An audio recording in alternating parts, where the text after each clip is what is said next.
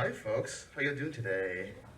Woo! This is a great turnout. Oh my gosh, thank you so much for coming out for creative writing on a Sunday evening, afternoon. I don't know, it's a toss-up. Daylight savings got me all twisted up. This is our last Mill City reading for the year. For the academic year. Academic year. We will be back in the fall when the fall semester begins. I don't know if I'll be emceeing for you then, or if the torch will be passed on to somebody else. So this may be my last MC gig, or or it may not be. Either way, I'll definitely be attending next year and hearing all the work from the new incoming cohort, as well as the people who are sticking with us for the next year or two. We have 4 readers tonight. It's a mix-up. We usually have 3, but we're going to do 4 today. There's kind of a hidden theme. There's two hidden themes. I'm going to tell you what they are, so it's not that hidden.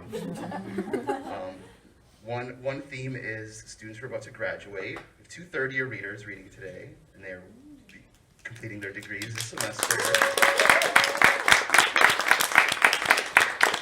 And the other theme is students who have a book coming out.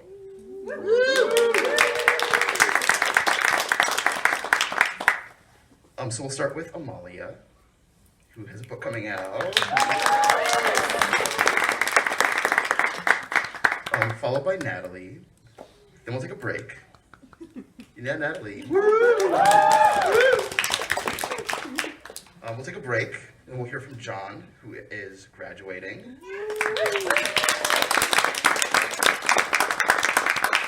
And we'll close things out with Nen, who has a book coming out and is graduating.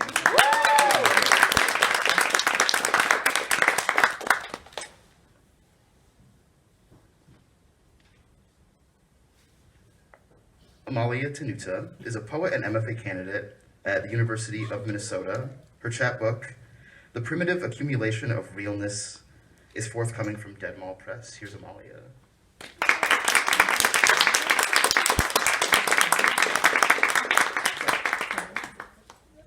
15 minutes. Okay. Hi. I might just not use the speaker. Can everybody hear me? Is that okay?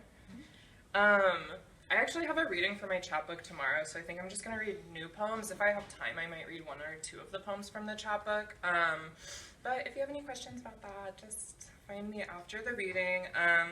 All of these new poems don't have titles, so I just called them obods, which is what I do when I can't think of a title for a poem. They're all about space elevators, more or less. That's what we're going to go with. All right. Abod. I could look out my window and see my refrigerator setting in your lips cracked. We were talking about miniature horses, whether you could eat them or kill you. I remember reciting a poem on beauty to a man with a pink cartridge in his hand kicking smoke before I yelled at him from the car. When you learn to breathe from your stomach, there are sewers beneath basements. Every morning I open the fridge to a male living space, warmer for this time of year. Leaving the post office after mailing you the cookies, having a ball, I said something about Lenin's communism, licking petals financial. Sometimes at night we would kick off our socks and they would fall into the litter box. At the foot of the bed I would pull from folded laundry. I am the only tenant in my building whereby other rooms are for crawling under my tub to press off the marble covering my lather in arrows. Now that we are no longer vibing, I starve myself for scorning you. The 7 careers of new materialisms. There, the stoop, where I returned the dress you bought me. With your brother's gift card was also a marble-stained Easton Marlboro filter. I realized my transformation into a spoon-faced woman with fox ears belies my ability to become the moon for any number of spice traders. Like a fox, I would sleep asleep in bushels of hay beside the troughs of urinals nibbling carrots. The roof of a cat's mouth is akin to that move we did on each other's inseams. There, in our last life, the comforter dyed mauve torn map to the wishing star. I sit on my cardboard love seat, trimming my eyelashes with wrapping paper scissors. Like this, my lashes one day the birds to billboards. Wonder why I liked when we could make voices and spread our legs over concrete tubes atop a frozen marsh. Once two girls could happen what? We made the president popular, went together at the Capitol, say funny things about Kansas City queers we thought annoying war crimes. I think we were good at making up our own ways of knowing together skills we wanted. In the future, there was a cruise ship in space whereby an astronomer measured Mars's isometric rind with her bunkmate's retreat. Then maybe, perhaps, one falls while the other falls not. Obad. There, on the grass, the pond, my back. 3 moth cones, 3 women. I massage my cones with olive oil and lichen, laying there on my back. Where is the blossom that grows on every last tree? To my left, within the wall, arches armed with peacocks and money trees. I think that's when my armpit began to drink the ink from the vase. Summer was raining, one blob that barely meets the other in the middle. 2 hollows like 2 rounded cones, or rather hills. A bird entirely beak belly slides island after island all night. There is a groovy bed rest in black and white, but before a tree man, entirely legs and stump, wanders the forest weaving gold circlets around camps of wolves and chickens. Somehow the moths become the central dogma, and now the wall. Someone is waving the girl in the fairy tale dream, there on the grass, the pond, my back. Oh, Bob.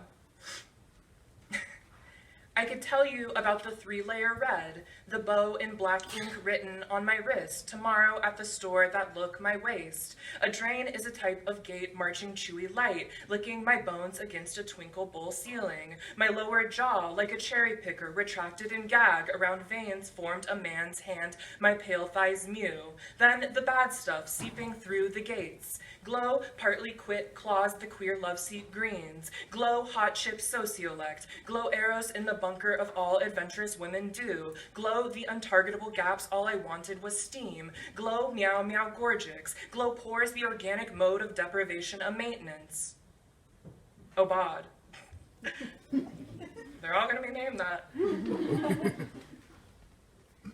There are fans in big atop pylons behind several cyan mineral deposits that are protruding through the concrete that stops you from killing your neighbor. Surrender Sampaguita, where the snow falls like ash. The strategy here in the higher ground of large mechanical fans and mineral explorations is to walk down the ramp of incessant development together. If you don't like it, then don't come. Here on the map of Sampaguita and Omega Mega play. A crucial element of play is harassment. I have been working on my face and my body, though they are completely covered by a cockpit of drill and mist and attack at about certain minutes you can predict. I am describing the things that appear to me on a screen I cannot defend the dead from. When we watch men play war games, we are telling ourselves again and again, fun boys in basements with plastic all over my laundry, rather wish it in unit. The cloud is a custard that tinges the base beneath its barracks and buns blazing. I could open with something that would end quick like the weather. At the end of performativity, the sun brings out through freezing rain, austerity or enlightenment thermomix. There, the Sampaguita rings out from the basilica, a copper cast of the unhoused sleeping on a bench monument outside a power station. These are examples of resistance to medical authority, but also the forming of databases we must be reminded of as genomics. Thank you. How am I doing on time? Oh, you're good on time. Okay, I'm gonna read like a long poem. It's a sonnet crown, but it's not like entirely a sonnet crown. It's just like a bunch of sonnets that are interlinked. It's also called a bod. Yeah, we'll read this. All right. A bod.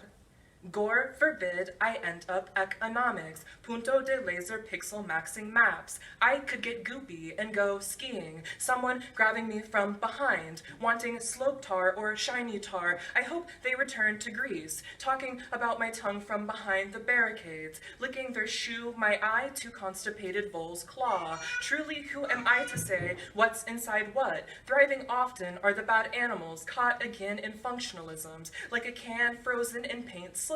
Like a can frozen in paint slips, animals caught again in functionalisms. Alter life, gummy snake, gas station brace anaform, the hole's chemicality dye, bruises on my thighs healing, studying white faces, the pit, stinky mouth I observe dancing, no fly zones. The way the field is also always ever a practice in abstracting, very far away, the thaw-sided da-da-da, a ragtag invasive and thrive in the pedal warren, sounds approximating puncture, you perverts, a hole is a thing for more holes. A hole is a thing for more holes, approximating puncture, you perverts, compulsion memories in the Fed words. Get in my stummy, damage, nowadays, adventures in gazing red, especially my tongue and mouth, a beak, light a candle down there, my snack, intestine manger, intestine wool and hay, many curly things extend to offer more lining, the housing tour, anatomical, the unhailing body, concrete, domestic, at the very bottom there is a baby, brown and covered in snail shells, brown and only his eyes I allow seen, brown and only his eyes I allow seen, brown and covered in snail shells, a black bassinet, rocking surf shadows, an animal, wetsuit, slurpy, rar, and bast. Maybe now that you're down there, you can be a laboring thing with shush, vegetal or human he wants unlike men, but rather like a snake whole and all at once, a desire amidst the damage, good, intoxicated being, good slitherio, of an endless ream of ribs, a model of reproductive non-failure. I want play and I want it pointing, I want play and I want it pointing, a model of reproductive non-failure in the field, you know, the one entailing participation, and waste immunity red, and lichen, shattered petal, the field also for research, where the boy will struggle to play, seeing as he lives inside of me, and fancies himself a serpent with long teeth for banishing, lockets containing the lives of past addictions. What a queer toxicity, this brown boy surrounded by deracinated tires, and fishy masks and machines for breathing. Thank you.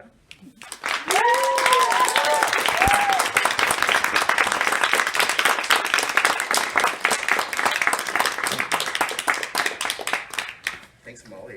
And your chapbook is out, Dead Mall Press. Yeah, it comes out tomorrow. Comes out tomorrow.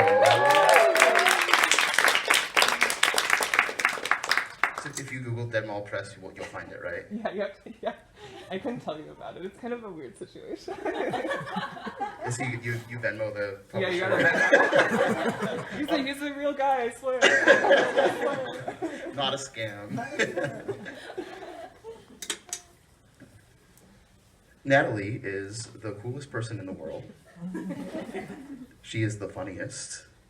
And anything bad that happens to her makes her even more sexy and mysterious. She has journalism published with The Chicago Reader and WBEZ, creative nonfiction with Pigeonholes and Offing magazine, and a fable published with Between Cities. Her work swirls around faith, family, feminism, and forgiveness. Here's Natalie.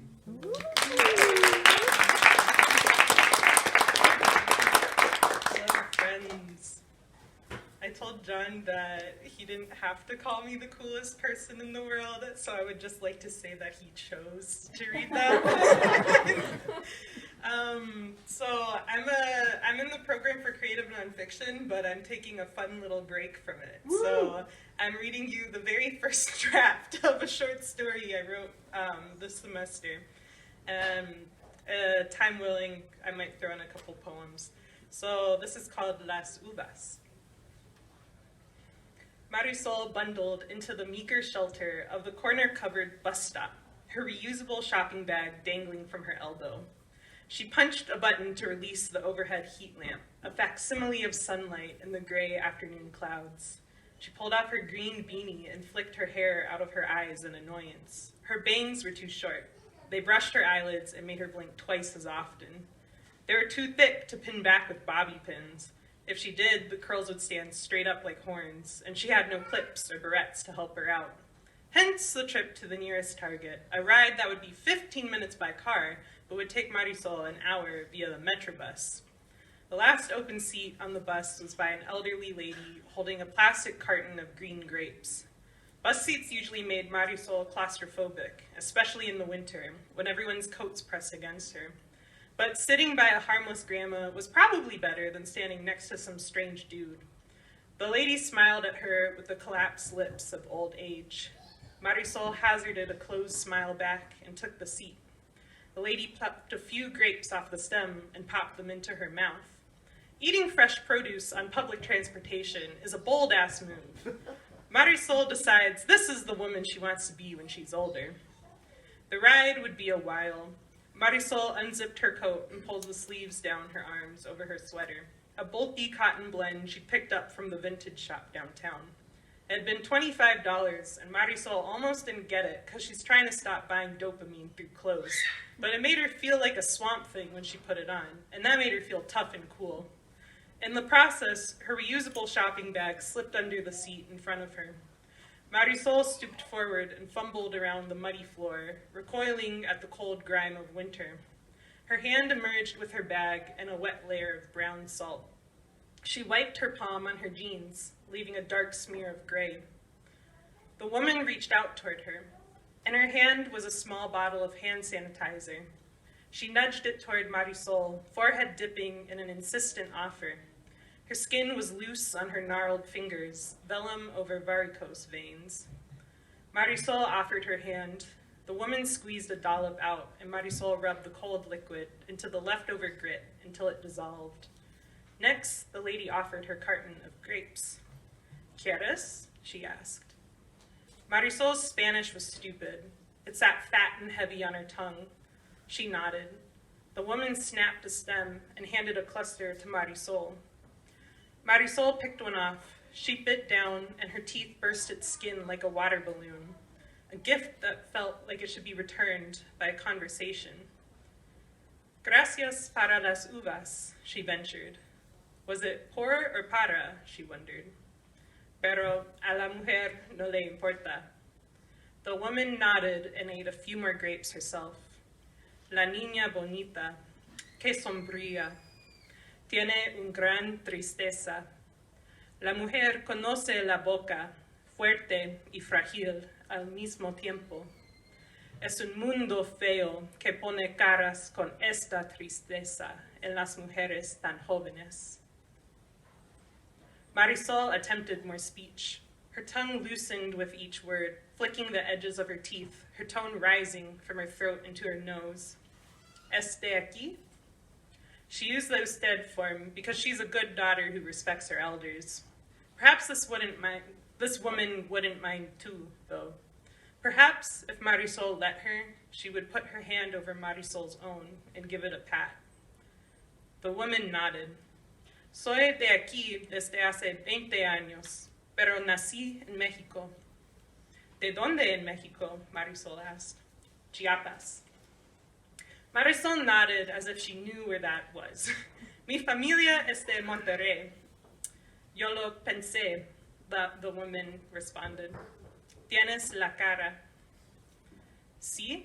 Marisol couldn't help but reply. She didn't realize what it would feel to have someone see her and know. ¿Cómo? Tu nariz. La mujer tapped Marisol's nose with the flat pad of her pointer finger. It surprised a smile out of Marisol, a real one with teeth, almost reaching a laugh. Her cheeks, so accustomed to frowning, released their tension. She felt lighter, not in weight, but like a candle, a small flame burning hotter. The bus lurched by the highway. The woman fumbled for the pull tab.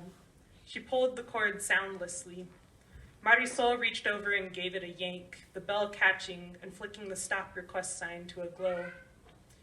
Es mi parada, la mujer digo.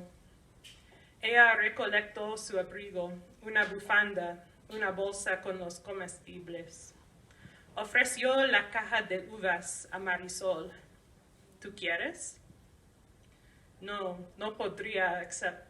Sí, gracias, Marisol replied. She stepped into the aisle to let the woman go. La mujer handed her grapes to Marisol and trundled off the exit steps. Out the window, she took a seat at the metal bench. The door swung shut and the bus pulled away, leaving her waiting for the next ride. Marisol shuffled back into the window seat. She thought to wave a second too late. She plucked another grape and bit. Its juice coated her mouth, tangy and sour, until it dissolved sweet on her tongue. Thank you.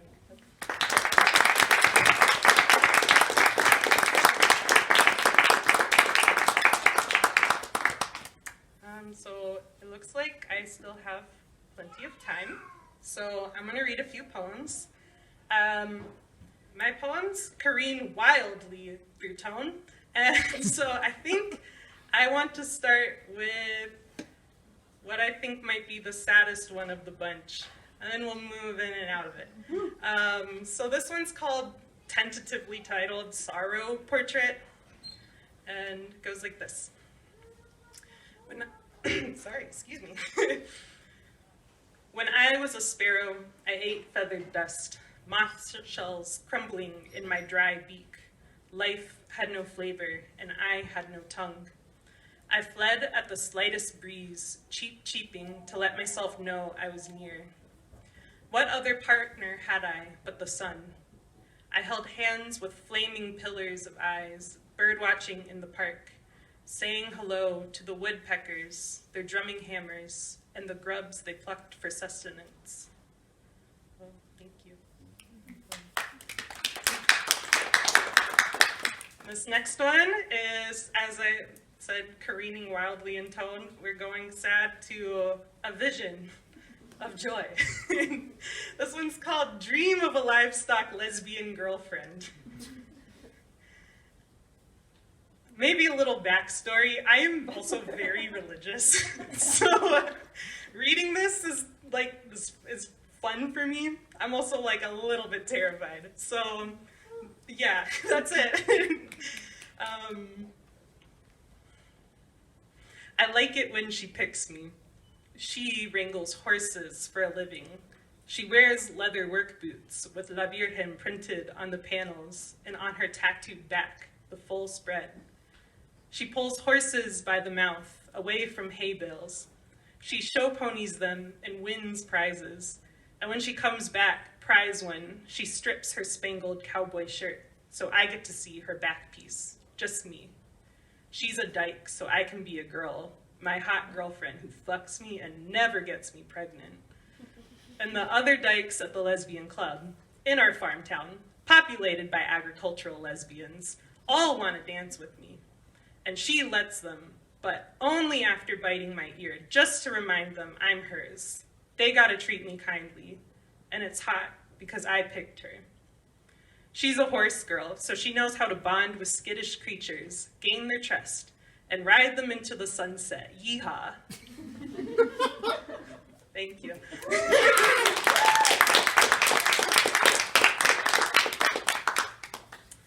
I'm keeping on the cowboy theme. This one is called Ode to the Charro on El Metrobús. I love your red cowboy shirt with its opalescent buttons and white embroidered horseshoes on the shoulders. I love your stiff back.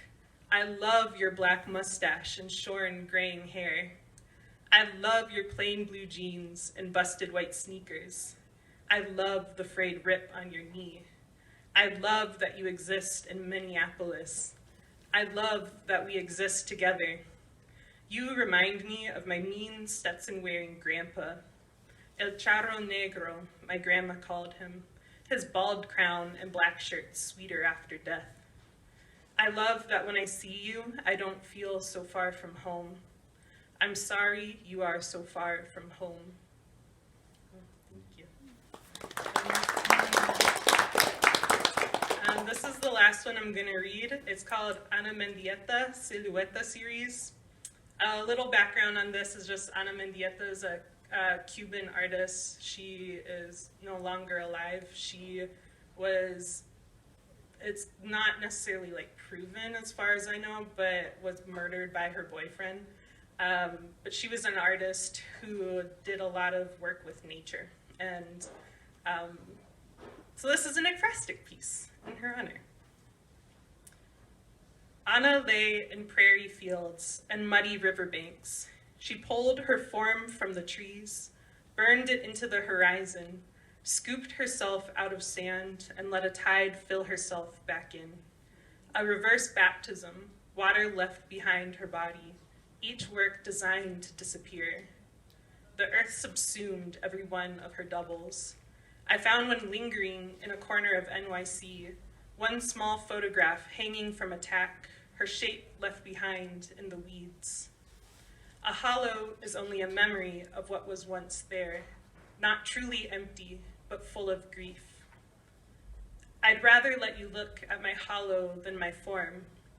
Dirt was my first drink, and the earth an upturned palm, cupping me and my soft body, loving what it loves so much. When I stand, each blade of grass curves to remember the shape I left behind. When I cling comfort from my beloved's touch, the sky hazes away from me, and I look deep into the blue expanse, recognizing it's only gravity that holds us. The sky is not above, but before. And I think the sky loves me too, so open-faced in its affection. I think the sky would kiss me on the mouth if it could. I think I would let it.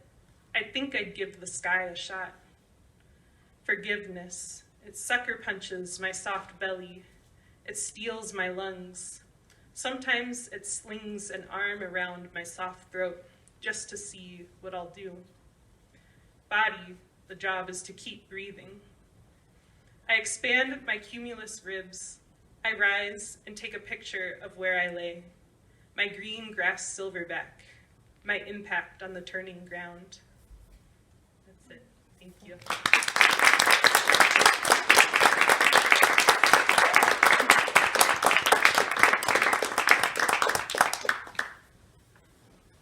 Thank you so much, Natalie. Let's take a 6-7 minute break, and we'll be right back.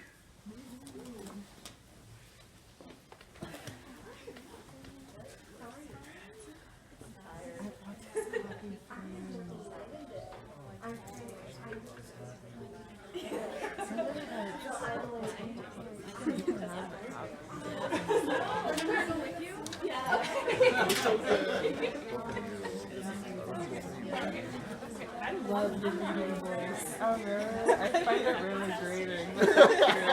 It makes me think of the TikTok voice.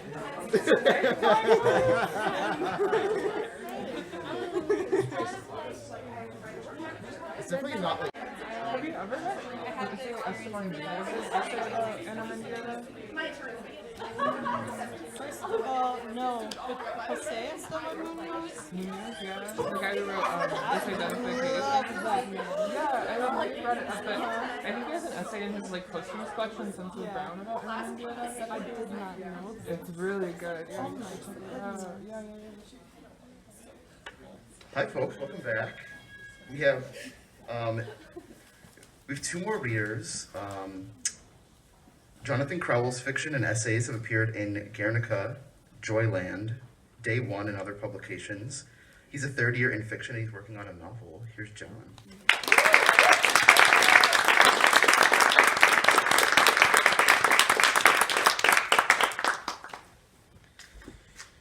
Thanks. So I'm working on a novel about gambling and corporate greed and a bunch of other stuff. It's a novel, but so I'm just going to read like the opening to it. The novel's called Super System. 2 months after moving to I'm gonna start over again. 2 months after moving to Henderson, Nevada, my father ate a breakfast burrito, reclined for a nap, and never woke up. It was August, the worst time of year to die, in one of the worst places you could live. When he first told me his plans to move, I told him people don't move to Henderson to retire, they move to Henderson to die. He didn't like that very much. Imagine his pain if he'd lived long enough to see his miscreant son proven right. But I understood his reasoning. I understood what he wanted, or at least what he was trying to escape, and I understood the difference between the two. I'm not sure he ever did. In those last few years, what became his last few years, his life had taken the path of a helicopter lost in fog. His long career as a fossil fuel executive was cut short by a round of layoffs at his Houston office, plunging him into an early retirement he hadn't been expecting. Shortly thereafter, flush with severance pay but still collecting unemployment, he and his second wife invested, their words, into a Myrtle Beach timeshare, which my father would relinquish only months later in a divorce settlement. I saw this as a bargain, losing both the second wife and the timeshare in one fell swoop, but his newfound independence quickly became its own problem. He didn't know how to cook, didn't like to clean, and, truth be told, didn't like to make his own decisions. His comfort with being a yes man had served him well, both professionally and romantically, but suddenly he was without structure, without direction. In hindsight, it was inevitable that he would quickly fall into courtship and elopement with his third wife, a bedazzled rodeo fanatic who first learned about the big, cheap homes of Henderson, Nevada from a serial murder investigation on Dateline. She dragged him out to Nevada, a place he'd scarcely visited and openly despised for profiting off of gambling addiction and vice. This strong moral stance, I want to be clear, had nothing to do with righteousness and everything to do with his contempt for my, as he called it, alternative lifestyle, which is why he had no trouble scorning me while benefiting from Nevada's excellent tax advantages. Meanwhile, the third wife was soaking every goddamn morsel of food in bacon grease, mortaring shut the narrowing egresses of my father's heart. He couldn't be fairly blamed for when and how he died, but I tried my best. I slowly packed for a 3-day trip and scolded him out loud for the decisions I believed led directly to his demise. I rode the L from my sparsely furnished apartment to the interminable lines at O'Hare, where I put his face on every irritable TSA worker, every weary business traveler moaning through security as if its callousness and dragging pace were abnormal. I took up arms on both sides of the conflict. Business travelers against the TSA, TSA against the business traveler. I rolled my eyes, sighed, gnashed my teeth when no one was looking. If anyone asked how I was doing, I told them I was fine. On the plane, when the flight attendants asked if I needed anything, I told them no, even though I wanted a snack. I reclined my chair before the pilot's permission, eager to sleep, but when I closed my eyes, I entered the next stage of grief. My memory began to reach further back in time, to periods of mine and my father's lives where I now saw how small and desperate we were, both in our conflict and our refusal to see ourselves in one another. I realized I was traveling to Henderson, Nevada to mourn myself, to say goodbye to who I might have been and confront the guilt of who I became. This self-estrangement brought an unintended consequence. I began to feel like someone I hadn't been for years and years. When I exited the plane at Harry Reid and saw the first bank of slot machines, my unmaking was complete. I mounted a stool without thinking, fed in a 50, set the pull at $1, and let the fruit spin. The balance drained out slowly, buoyed briefly by occasional single-digit wins. The lights and sounds were an anesthetic balm, numbing me to my troubles. The loss of my father, loss of my marriage, my meaningless career, my sideways ambitions. It did occur to me in my hazy addict stupor that if I could zoom out far enough, my plight was full of comedy. Sad, lonely, wannabe comedian pulling slots in an airport as addiction reels him back in with grief. Or maybe it wasn't funny at all. Or maybe the problem was the comedian, not the material. I burned the 50 like a cigarette and sped off to find a taxi. The next 2 days were spent between 3 locations. First, my father's home, now his third wife's home, already replete with every kind of rodeo-themed wall adornment you could imagine, and featuring in the room where he died an overstuffed couch upholstered in American flag patchwork, possibly the last thing he ever saw before he died. Second, the Serenity Palm Funeral Home, where my opinion on arrangements did not matter. And third, the Outpost Motel, where enterprising management had fixed a hole in the wall above the headboard by stuffing it full of plastic bags, but which was nonetheless preferable to the third wife's offer of free lodging. The day of the visitation, I went to the funeral home early to view my father in his casket. The embalming had been a success. His skin had the rubbery powder finish of a cabbage patch, and the wrinkles around his eyes, identical to mine, had been carefully vanished by some ghoulish artisan. His body looked smaller, thinner, maybe from all the walking he said he'd been doing, and his ear had been pierced, which was news to me. Most startling of all, though, was his clean-shaven face. My father had worn a beard for nearly 34 years, since I was 2 years old, and the loss of his signature feature made this plasticized version feel like a bait and switch. The sharp facial lines drawn by his neat trim had deftly hidden his round, puffy cheeks, his sagging gullet. He appeared, in spite of the expert de-wrinkling, at least 10 years older than the man I pictured in my mind. I'd come here determined to open a vein of sorrow, to stand over his body, lay down my defense mechanisms, and grieve my father in private before I had to perform to a leering mob of blood relatives flown in from the far-flung Isle of Monotone. But the husk in the cheap Navy suit looked nothing like my dad, to the point that it felt like he'd been stolen from me, revised in some way, or that maybe he'd been different all along from who or what I thought. That maybe he'd been hidden himself from me, or been held away from me, or held away from himself, unknown to himself, a mystery he never knew to solve, a raft of assumptions he took for his identity. And the wild whippings of what became his final years, the wives and timeshares, the telescope he bought and never used, the beer brewing kit he used and tried to return, the horse I had to beg him not to buy at auction, all that bizarro shit which seemed to surface at random like a second midlife crisis were actually relics of my father's frantic searching for himself, his race against time to figure out who he was when unmoored from everyone's expectations. One time, fossil fuel executive turned rodeo clown astronomer, aspiring RV zaddy, mall art connoisseur. And maybe that was the reason we never saw ourselves in one another. The apparent lack of commonality carried in our blood further clouded our senses of self, which would mean we were even more alike than we realized, at least in the way we suffered. I camped out in that existential spiral until the third wife poked her bird-like face around my shoulder.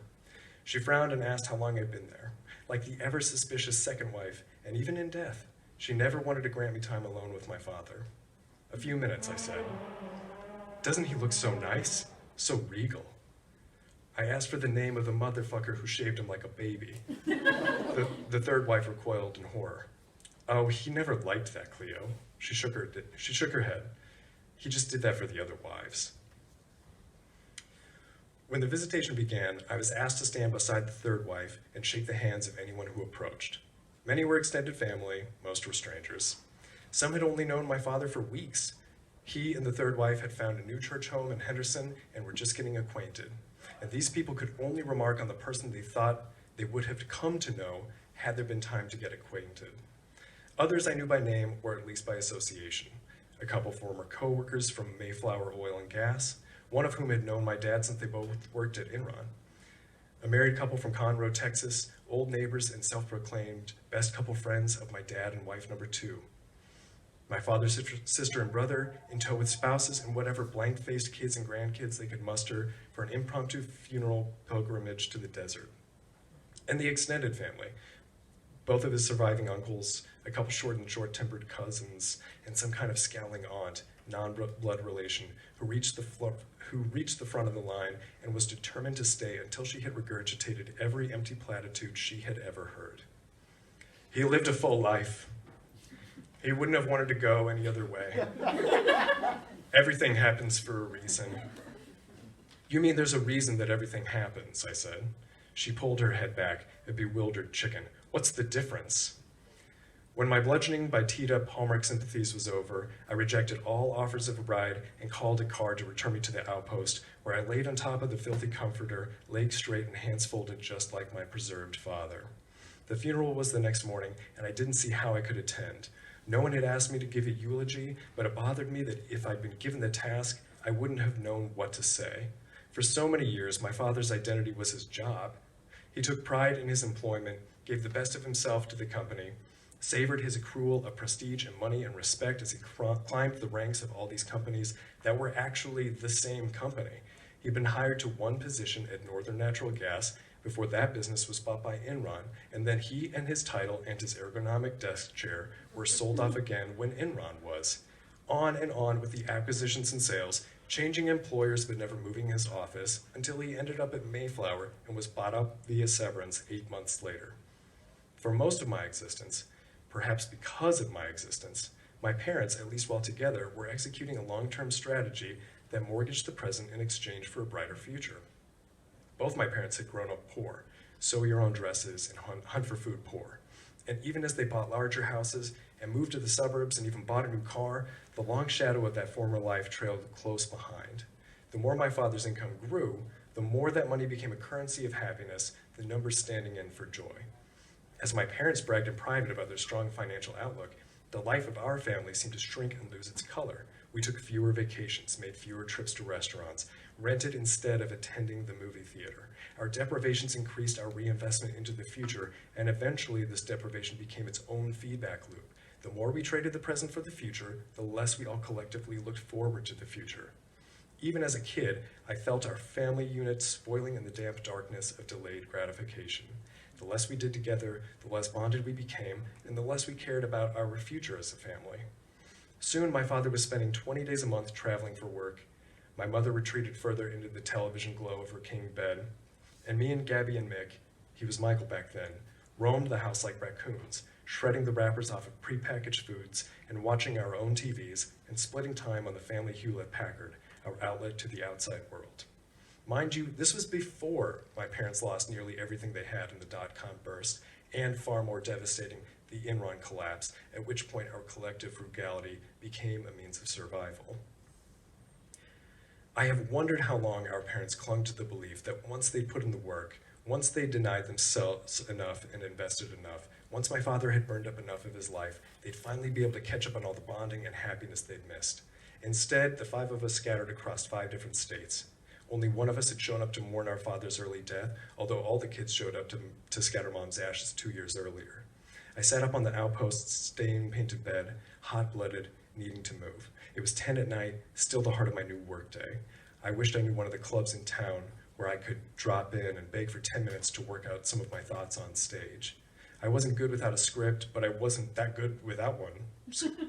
Sorry, that's a typo. But I wasn't that good with one either. In my present state of mind, I wondered if it might feel good to bomb and have an easy target for my brewing hostilities. I wanted those feckless, lonely hearts of the off-strip Vegas comedy scene heckling me from the shadows, giving me cause to lambaste them as small-minded children of sadness.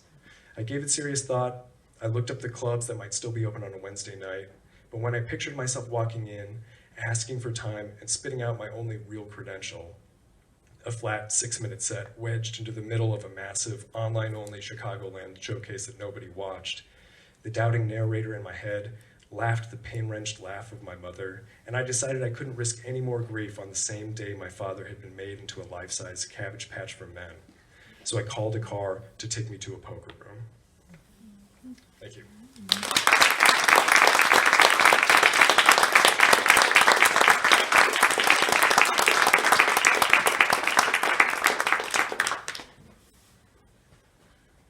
Thank you, John.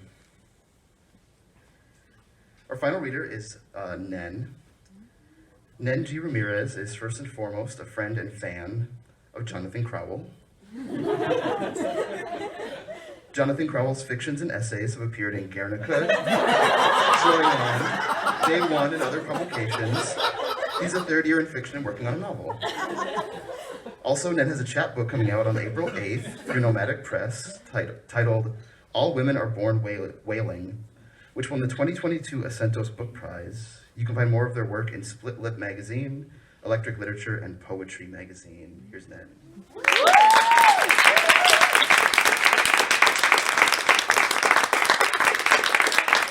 Let's give it up for John Crowell. Also, Amalia and Natalie, fucking amazing. Thank you so much to John today, and Majors and Quinn for having us. Yeah, so I'm gonna read from this little book that comes out April 8th. Thank you. Cover art was done by my sister Innocencia, and that's why it's so pretty. So I didn't really plan what I was gonna read, so I think I'm just going to start from the beginning and skip the ones that I am tired of reading. So this is 6:05. Okay, this is Miss America. When these southern whites see these pretty Mexican girls, they become excited. They are not used to girls so pretty. Eyewitness on the Zoot Suit riots. My mom was 16 when her boss's khakis fell to his knees, while he waited with a smile for her in the Domino's freezer, to see her scared, waiting to say, "Don't be."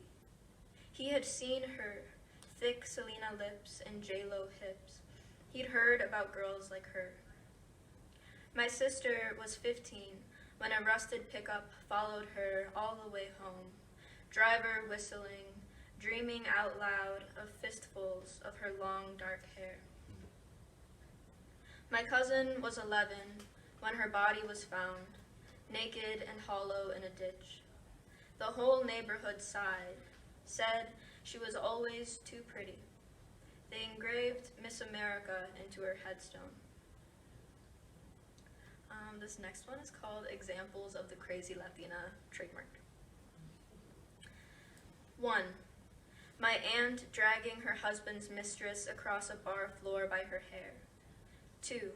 My mother using other women's panties to kindle a fire in her boyfriend's kitchen sink. 3. My mother throwing hot coffee at my stepfather after he called my sister a little bitch. 4. My mother pushing my stepfather down the stairs when he cornered her, fist raised. 5. My mother telling my grandparents that she was raped. 6. My younger sister skipping school because some days she can't stand the sun. 7. My older sister swearing she'd been dead for 3 days. 8. Me, Googling the number of calories in bleach.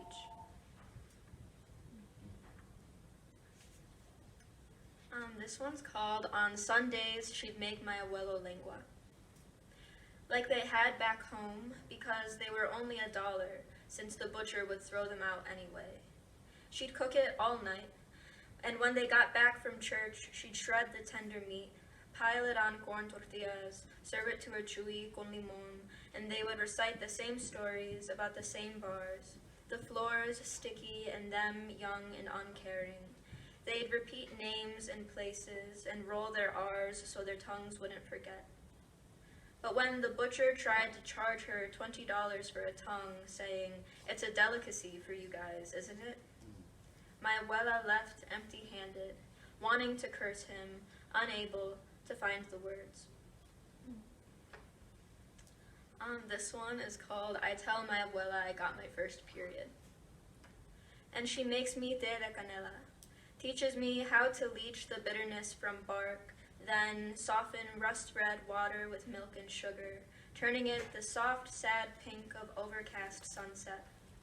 She hands me the steaming cup and says this ache means I get to have daughters who will get to ache too. I gulp it fast and burn my throat and imagine all the daughters inside me boiling away.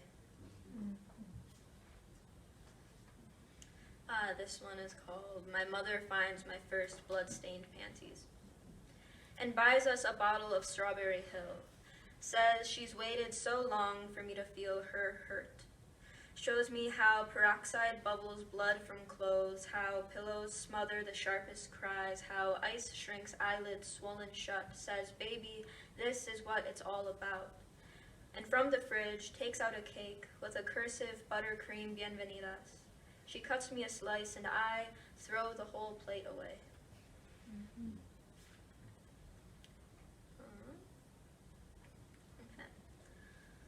This one is called Starbucks Pseudonym. It's about how I would, how I would give my, a different name at Starbucks to avoid, confusion or, unnecessary conversation. I used to just say Maria. So, Starbucks Pseudonym. The barista asks for my name and I say Maria. Maria every time. Maria leaves no room for mispronunciation or can you spell that? Everyone knows Maria. She's never questioned. She is the answer to every question. All those ugly, what are you, and what kind questions. Maria is familiar, puts their minds at rest. Maria is probably Catholic. Maria comes from a big family, works hard, respects her elders. She's Crunchwrap Supreme meal with mild sauce. Dora the Explorer and Handy Manny before school and Maya and Miguel after. The radio edit of Despacito. Maria is not Maria. She does not roll the R and doesn't expect you to either. Maria never asks too much. Maria is happy to be here. This one's called Before Your Cousin Laura Was a Threat, She Was a Girl. Before she was a poem, she was alive. The story always goes like this. A pretty brown girl exists too much and ends up dead. The good man was, the bad man was, the devil was, the deputy. In most versions of the story, the girl is walking to a home she shouldn't have left. Before these words were mine, they were my mother's and her mother's and everyone's mother's, and every version they are sorry. I hope that when you're older you will understand enough to forgive me. I hope even more that you don't.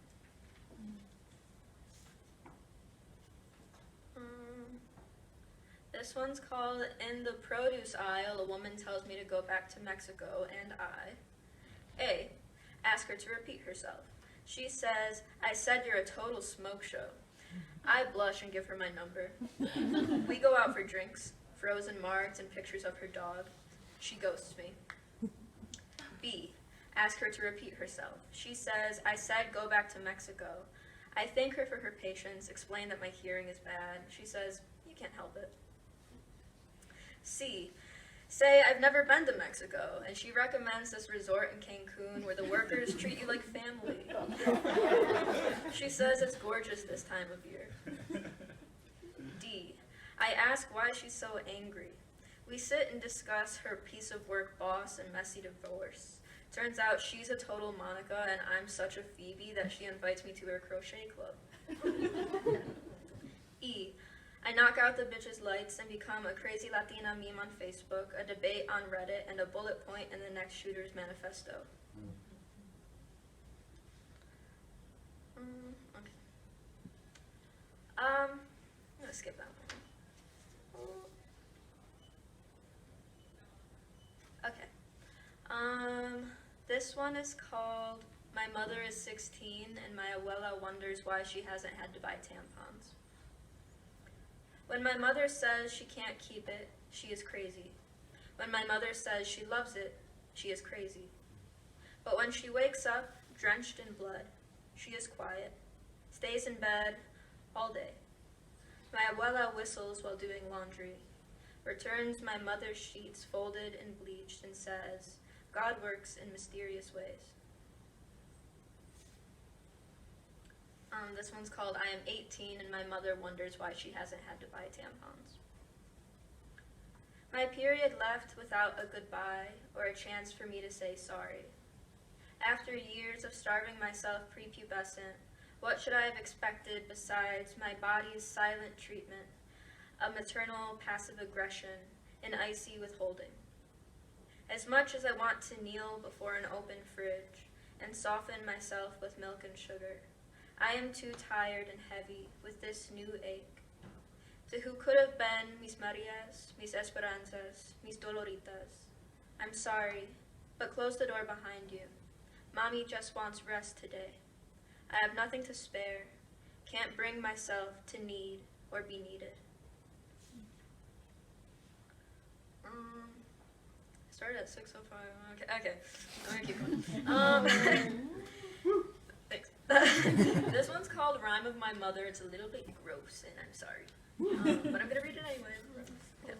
So, she microwaved her puppy, but only because she was a child, and because the puppy was frozen solid. She wanted only to undo a different evil, the dog forgotten among snow and mist.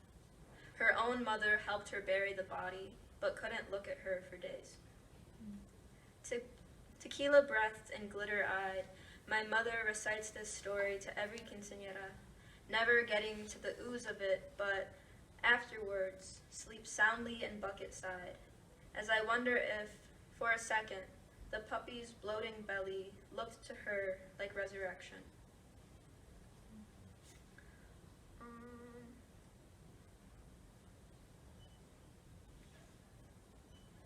Okay. I think this will be the last one that I'll read. It's so in college I was like taking this like Latinx literature class, and I noticed that like 4 of the books all had the same cover, which was a blue background with like the back of a girl's head, and it's like a black braid. So I wrote. This is a persona poem titled POC Book Cover Model. I am faceless, forever facing a solid, bright background that seduces preteens at the Scholastic Fair. My long, black as licorice braids with their sweet virginal shine beg for pity, or maybe a metaphor for tradition, repression, machismo, all the miserable Mexican girls that need to be saved from Mexican men. I portrayed all kinds of Mexicans, Puerto Ricans, Guatemalans, Peruvians, even a few Chinese. It's easy when you're faceless, all smooth, tan skin and thick hair, for a few blue moon romance novels, a wide set of hips. Most days are a dream. My fiancé says I'm effortless to love, the way I am modest and mute and not too dark, how when he presses his palm to the plane of my skin, its indent remains like modeling clay. Other days, I know the eyes are burning through the back of my head, and for a sure second, a pair of my own burning within it. If I were to tear away this caramel-colored membrane to find those eyes blue and lashes pale, or to just find orificeless pulp, I might just keep digging. Thank you.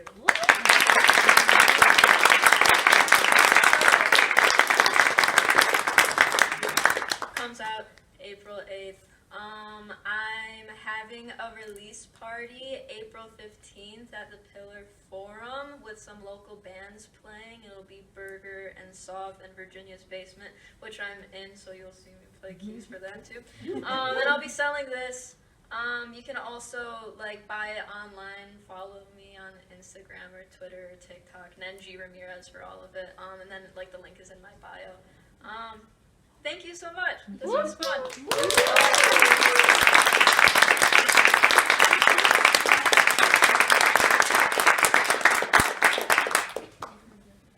Thank you, Nen. And let's hear it one more time for all of our amazing readers.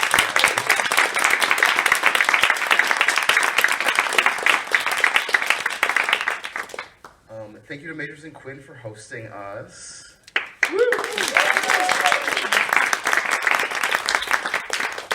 And we'll see you in September.